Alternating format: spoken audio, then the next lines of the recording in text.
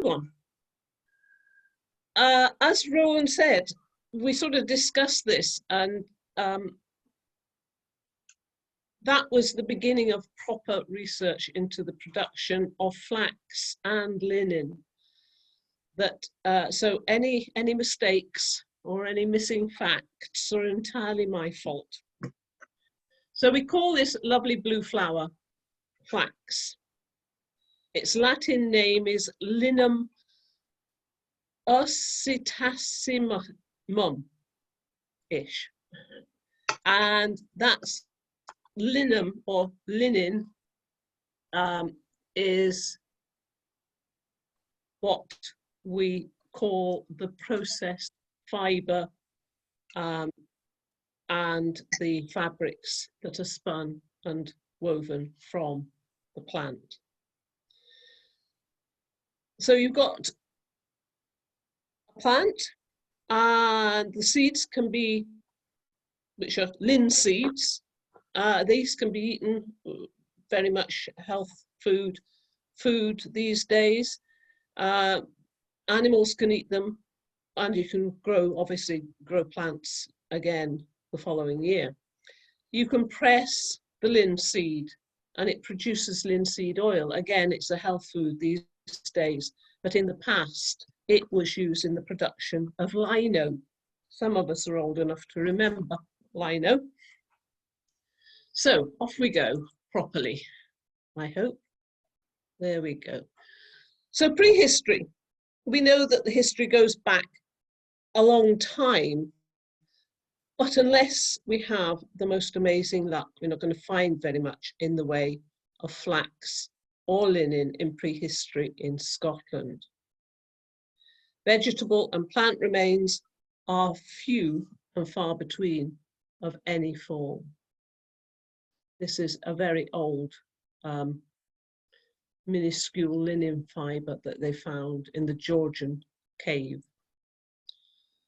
However, in Scotland, we have a little bit, but we do have plenty of evidence of spinning. We have spindle walls, and even I have found one or two spindle walls.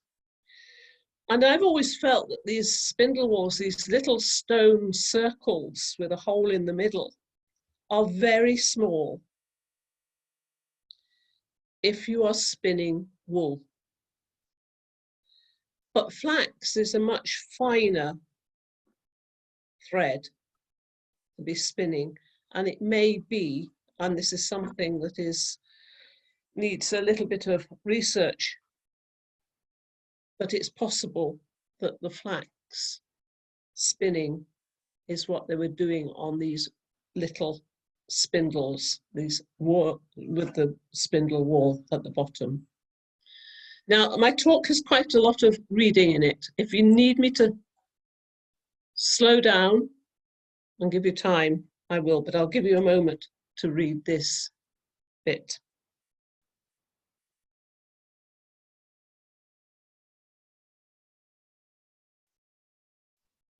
Okay, so I'm going to start, rather than in prehistory, I'm going to start with the history that I can access on the computer, internet, books, etc., because I can't go down to Edinburgh and research in any of the archives directly at the moment.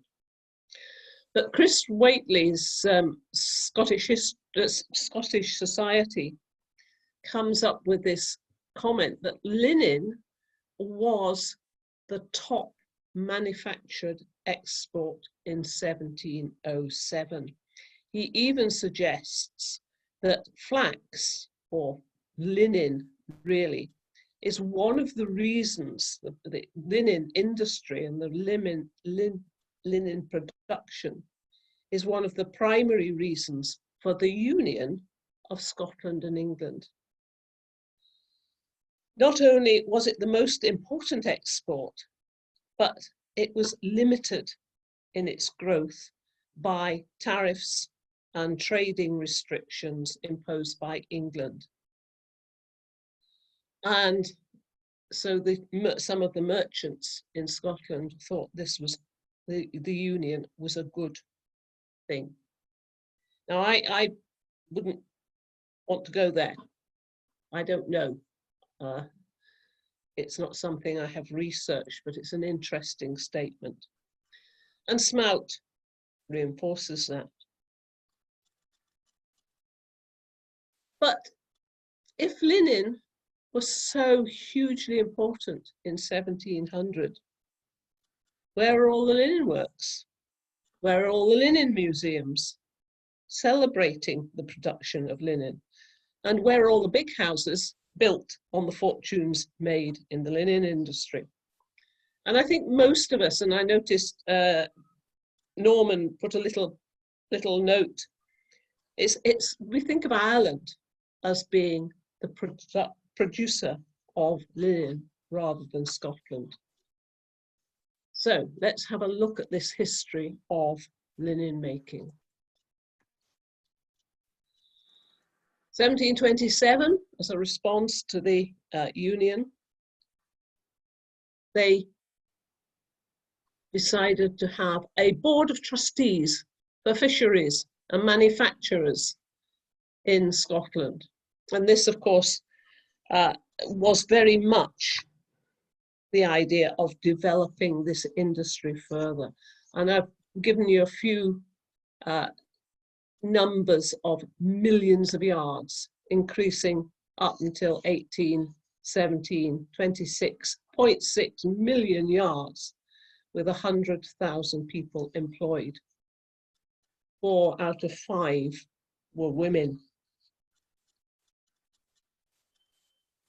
This is a little quote from the merchants in Edinburgh.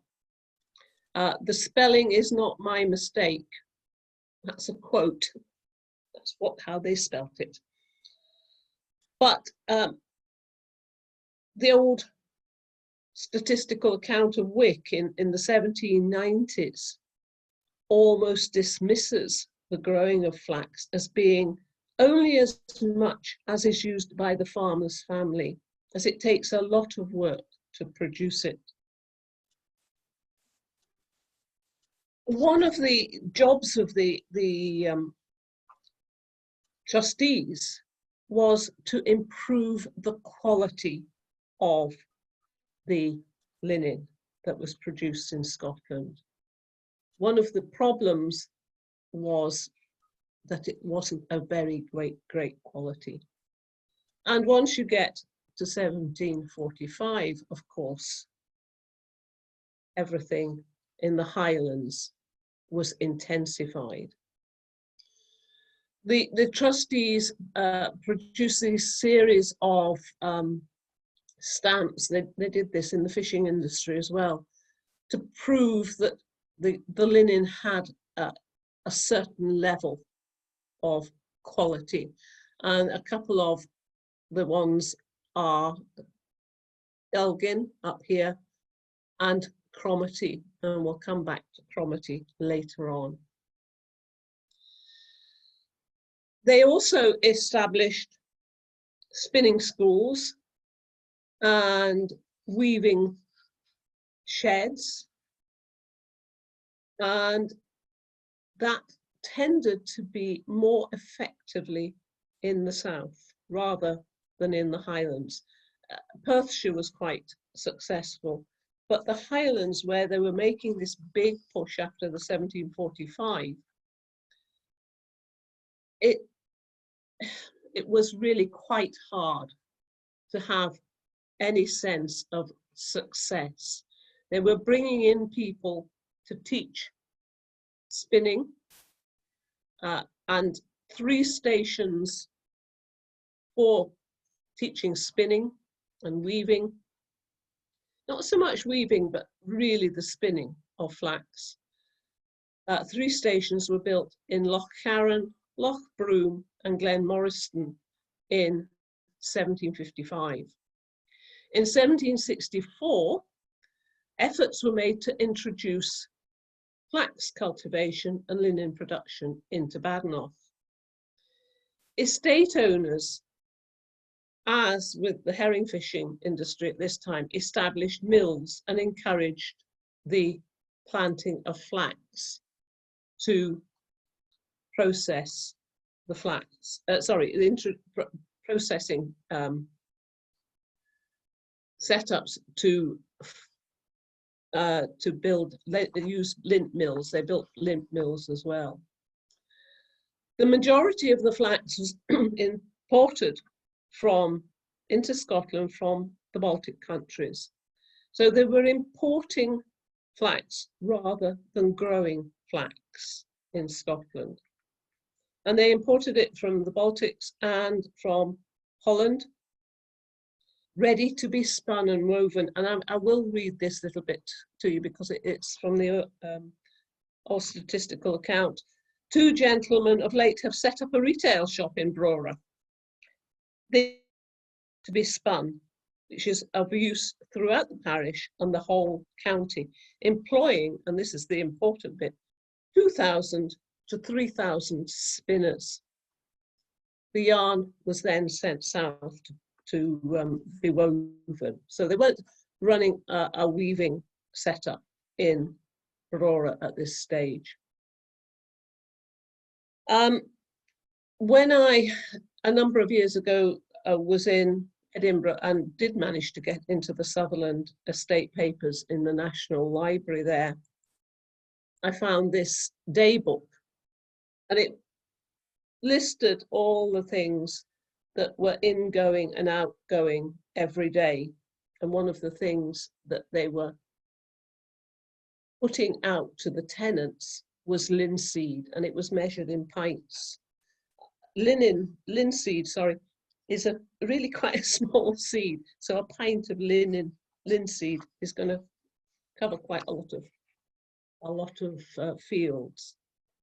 So they were making an effort to grow their own flax.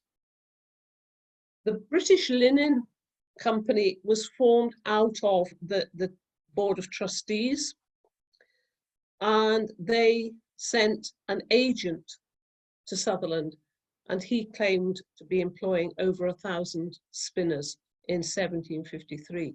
So you're looking at around 2,000 to 4,000 spinners in Sutherland.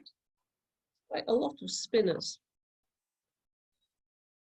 Now there's a series of the old statistical accounts just now, and this one I find again quite extraordinary.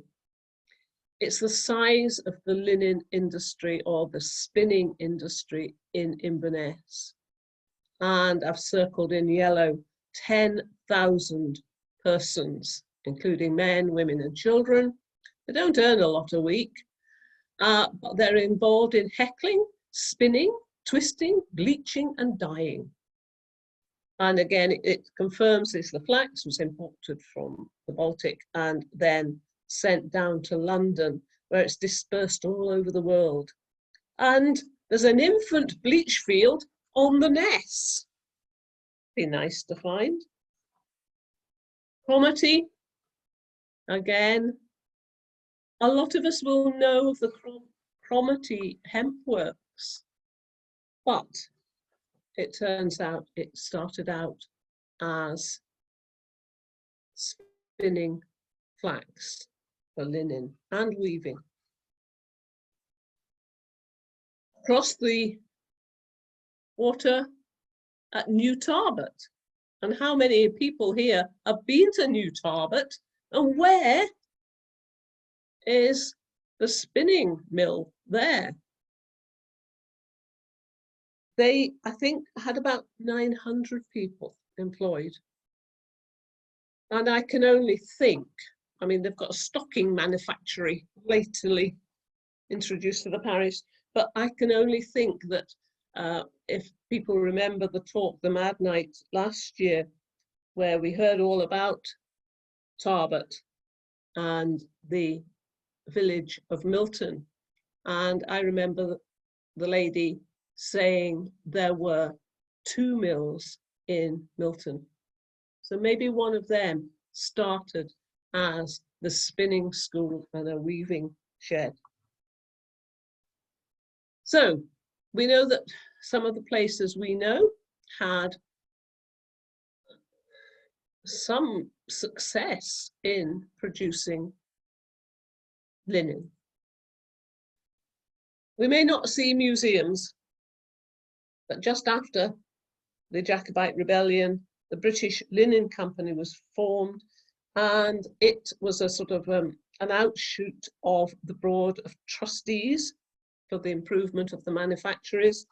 And while we may look in vain for the linen works, etc., you possibly, most of you remember the British Linen Bank, which was just about still going when I arrived in Scotland. So that's a kind of very potted history. And let's see, the only way I decided to explain where linen has gone is to go through the process and see what we could look for on the ground. So, flax growing, and here we have another statement. Marshall, as quoted by Albert Bill in his book on the Sheelings, Marshall, in his document, General View of the Agriculture of the Central Highlands of Scotland with Observations on the Means of their Improvement, who, in 1794, one of many general views of agriculture produced around that time, he thought that flax, the growing of flax, was one of the factors in the breakdown of the shealing system.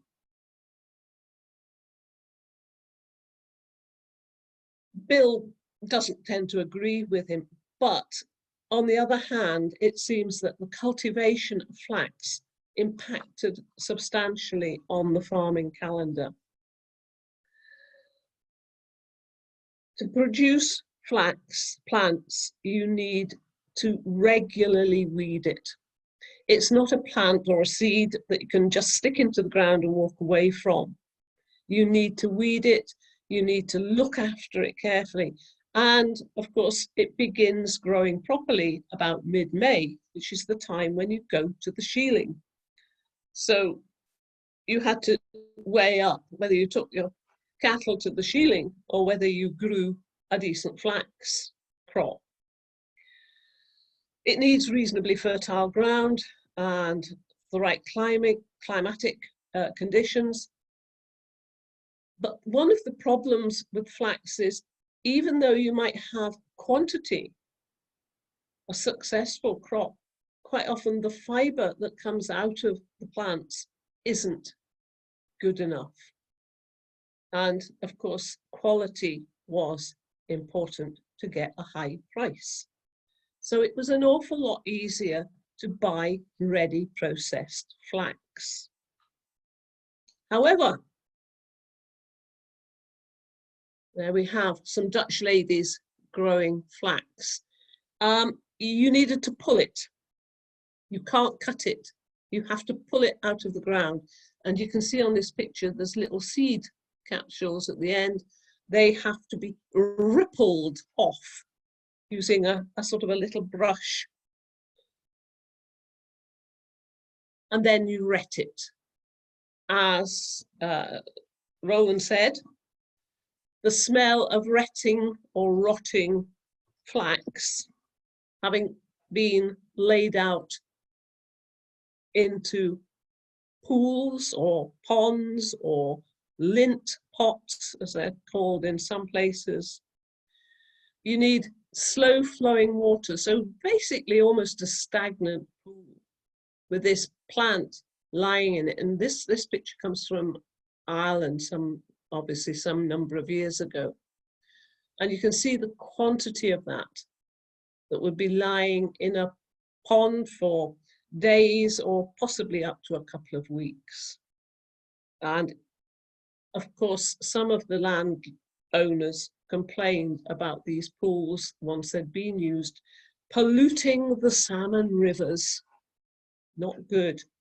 You can use ditches and slow running burns instead of a a ready-made pond. So once you've retted this into a disgusting, soggy state, you then scutch it. Scutching, on the right, you've got a massive modern machine to do the scutching. And behind the pictures of the people, I can see underneath it the flax. But these are a couple of ladies beating with a board against another board.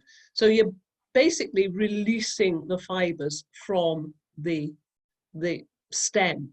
So once you've rotted the outer casing, you then release the fibers. And this is what would have been used in the past, this basically two whacking great pieces of wood, which you thump down across the fibers, the stems.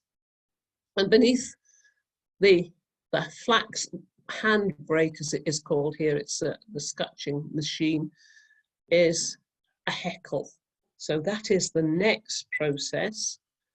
These things are lethal. You do not let children go near them. If you touch them with your hands, you know about it. They are very sharp. And what you do is you draw the now totally dry and loosened fibers through a card or a comb or a heckle to make all of the fibers lie in a single direction, and also to remove any of the rubbish. This heckle here, which is a larger gauge, so you would start with a large gauge and then go on to the finer one. You've got all the rubbish left behind, and that could actually be used in the processing of hemp as well, mixed into the hemp. And the wee Manny here is heckling the flax. His wifey has got flax beside her and in her hand, and she's got a spinning wheel, which is the next process, spinning. And again, if you move you can see the distaff. So here's the distaff on the lady sitting here beside our croft house. You dress the distaff, so you lay the nice parallel fibers onto your distaff and you wind it with a piece of ribbon, and then you spin it on your spindle. And a spindle, as I said, is a very basic spinning machine. It's a stick with a weight. Now I've put in my notes here, weight at the bottom. That's not always the case. You have lots of spinning spindles where the weight is at the top, but in this country, generally speaking, they're on the bottom. You could sit and watch the children whilst you're spinning. Even with a distaff, you could tuck it in your belt and off you go with your spindle in your hand. You could walk behind the cattle, you could look after the cattle. So you could work as well as spinning. These are a few of my spindles. They're all different types. The wool here was produced by some kids that I was teaching earlier in the year. And this is my nettle fibre, for those who were there at one of our very early Zoom nights. I was talking about nettle fibre, and here it is. And it's similar to flax. And you can see what fine fibres they are. This came from Nepal and is a very effective spindle. Bit of twig, nicely carved little wooden base to it. So with the beginning of the industrialization, we begin to get wheels, spinning wheels. And this is called the great wheel. And again, if you've been to Newton Moor, you'll have seen great wheels. They have a stack of them there. And unusually in this photograph, and I couldn't find a better photograph of a great wheel, the girl is sitting down and spinning. Now, the way I have always been told you spin on a great wheel, I've seen it done. This is the spindle, just like a spindle with a whirl on the end of it. You set the wheel going, you can see the band just there that connects to the spindle, and you walk backwards to get the maximum spin. And then you turn the wheel the other way, and you load your thread onto the spindle. And this is a modern spinning wheel. This one doesn't have a distaff. If you were working, go back to this one, if you were spinning flax on this great wheel, you would have a distaff somewhere, probably in your belt on this occasion. If you're using a modern wheel, you can attach it to your wheel. The problem, of course, with a spinning wheel is these days, this one, you sit down to spin. You sit down. You don't go and wander around and look after the cattle. You don't make sure everything else is going according to plan. You just sit and spin. So it ties you to your machine.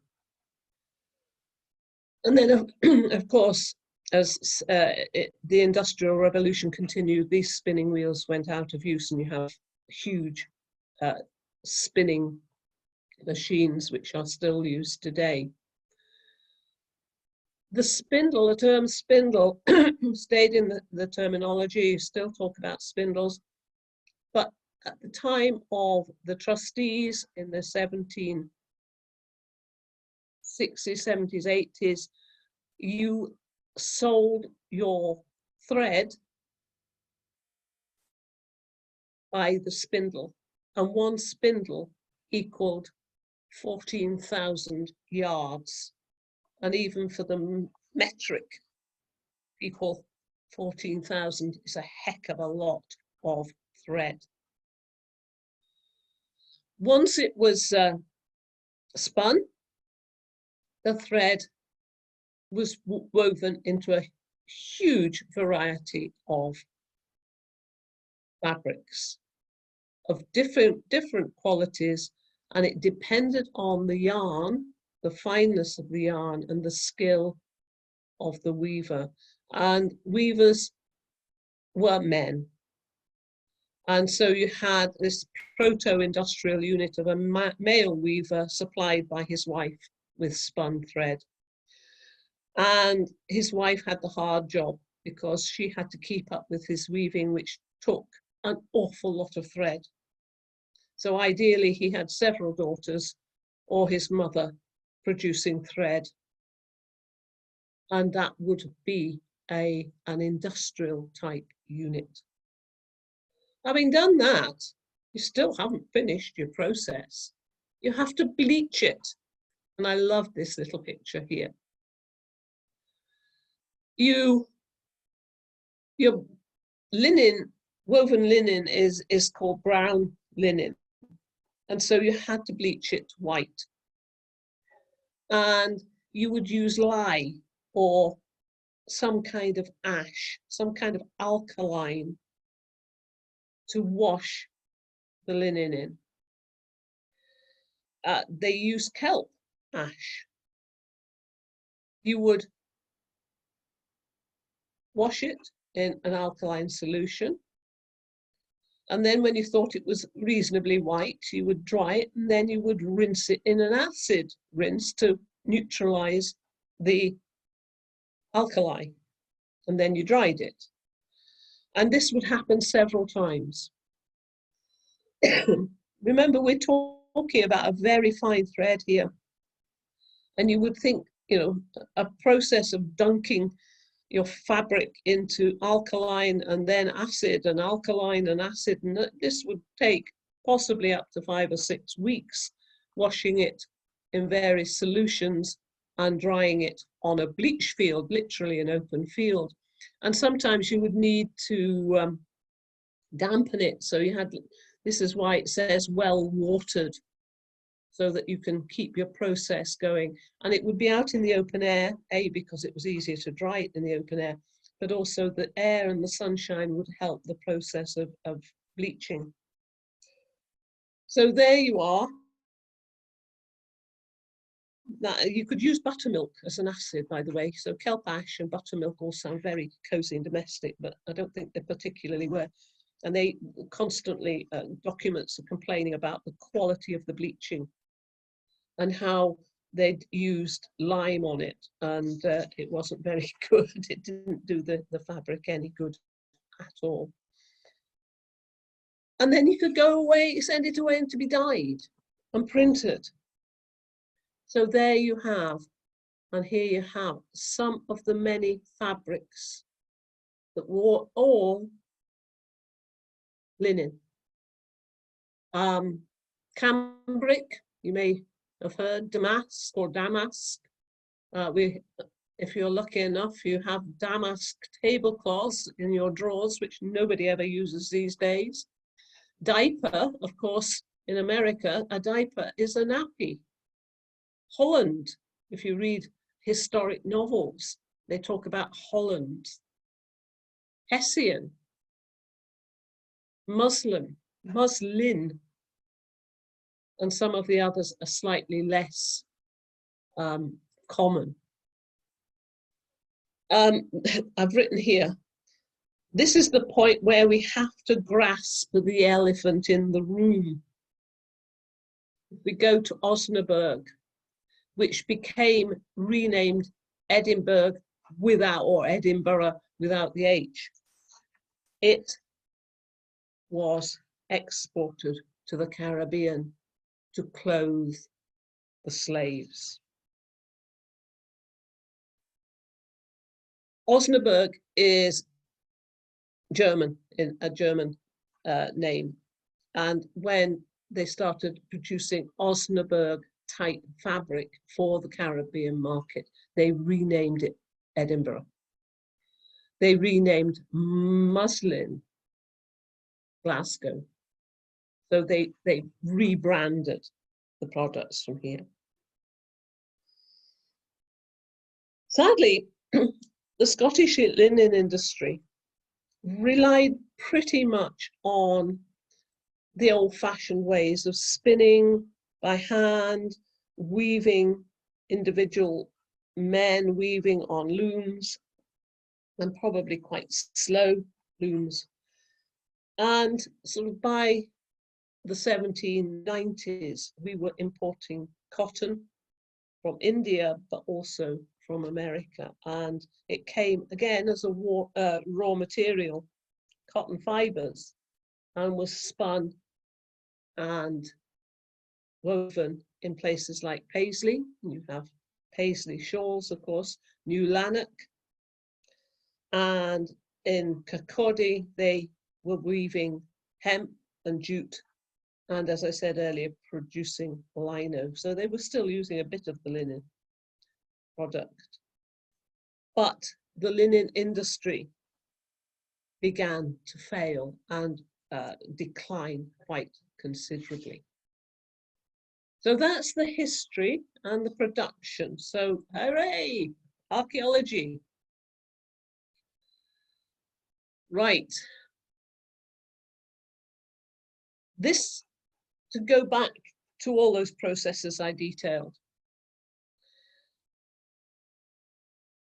they really show why we do not find flax and linen easily on an archaeological site. The processes don't leave much in the way of physical remains. The plants just grow in a field. They've gone. Stitching, heckling, spinning, and even weaving do not leave any remains. You know, two pieces of wood lying in a field, even an excavated field, are you going to look at them and go, oh, linen industry? Probably not. The heckling combs, you may be lucky and come across them, but I suspect not. And spinning wheels, they're another piece of wood, disappear. The process that we can occasionally pick up are the retting ponds. Also the lint mills and bleach fields. Now, to go back to front, the bleach fields really, again, it's an ephemeral activity. So the name remains, but the actual site, would you know that that field with a few possible little gullies running across it, would you think that was a bleach field first? Unless the name was on the map. Retin Ponds, Merrill and Kathy have the honour of being responsible for the 2 entries that appear if you put Retin Pool into the HER. This one at Rosemarkie and the Retin Pool comes from Anne Ballard. And there's another bit of a Retin Pool. I hope you can see my cursor going round. And I'll go on to another quote for you. I'm going to move my words over there, pictures. So these Retin Pools had a relatively short life. And again, who knows their Retin Pools? It just happened that when I got to Ambala looking for pictures of Retin Pools, this is what came up. There was another one near Fortrose on the Rosemarkie side of Fortrose.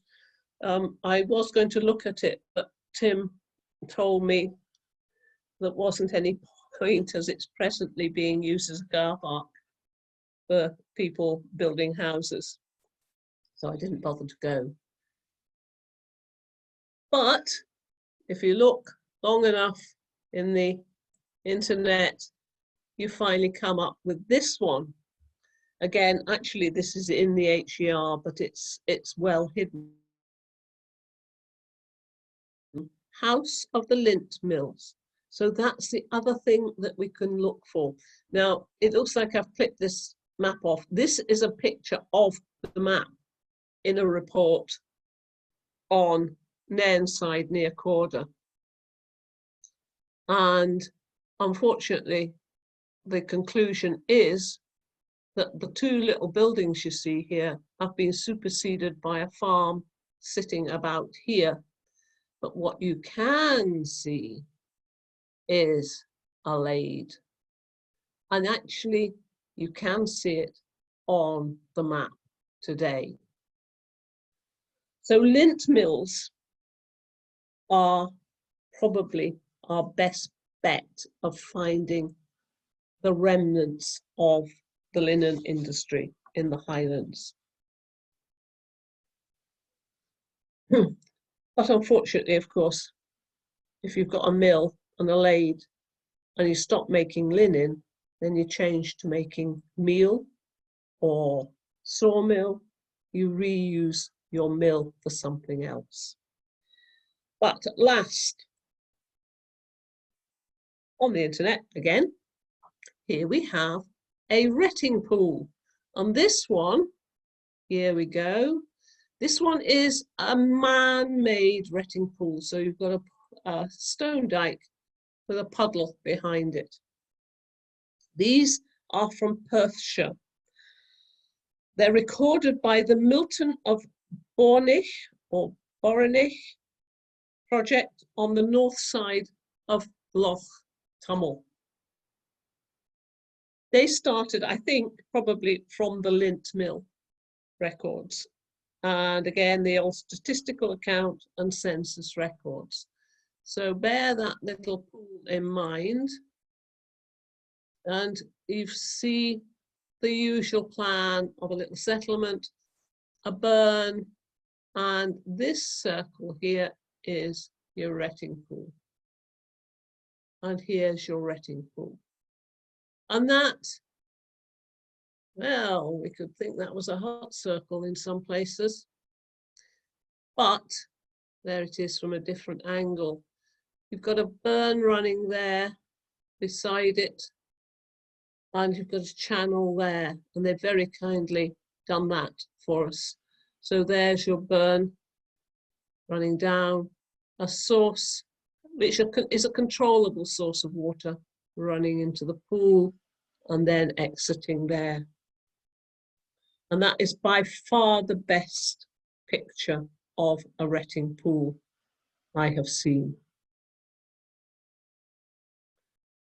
They kind of think this one's a Retin Pool as well. They're slightly less sure about this, but again, you've got a burn running down the hill, and you've got a probable lade running here and a possible Retin Pool. So, back to the Highlands.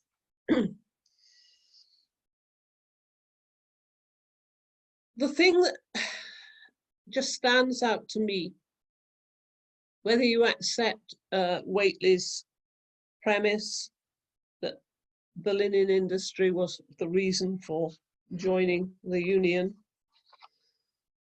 or whether we just ignore that, it's the numbers that astonish me. And the effort. I sort of throw away comment about the 3 foundations in Loch Carron, Loch Broom, and then Morrison. They put the Board of Trustees put in a lot of money into that idea. They put, thousands. They kept on pouring money into this, despite all the setbacks. In Cromarty, now I've got the hemp works up, and this is an old photograph, and it doesn't look anything like that today. But that was photographed in the 1970s, and already one part of the works had already gone by that time. But these are the hemp works. But originally, from around 1747, the British Linen Company was setting up a lint mill. And the Forsyth, I don't know if you remember back where we had the stamp, the quality stamp, but it says William Forsyth, and he was running the project for the British Linen Company. He was importing flax worth £1,300. But then you come to the downside of the Cromarty project, the amount of stamped quality linen leaving Cromarty never exceeded the value of £300. So it really was not quite throwing good money after bad, but it was a very, very difficult effort to produce linen in the Highlands. They do say, excuse me, that in 1750 they took a tack out to use the links at Cromarty, and some of us have camped on the links, and some of us have walked on the links, and all the rest of it at Cromarty, and they used it as a bleach field. Who would have imagined? So Tarbert House, we go back to Tarbert House, New Park Tarbert, and again, you had a linen factory here, lots of spinning, and the yarn was sent to Edinburgh. This is the bit about the Cromarty links with William Forsyth. And at last, a mill. Oh, sorry, I should have said that New Tarbert possibly employed up to 900 people. So you're looking at a huge number of people. We've got 10,000 in, not necessarily in Inverness itself, but in Inverness parish, 900 in Tarbert. Heaven only knows how many in Cromarty, 2,000 to 4,000 people in Sutherland, etc., etc. This is Spinningdale Mill, and it is the most extraordinary building, built to a design by David Dale.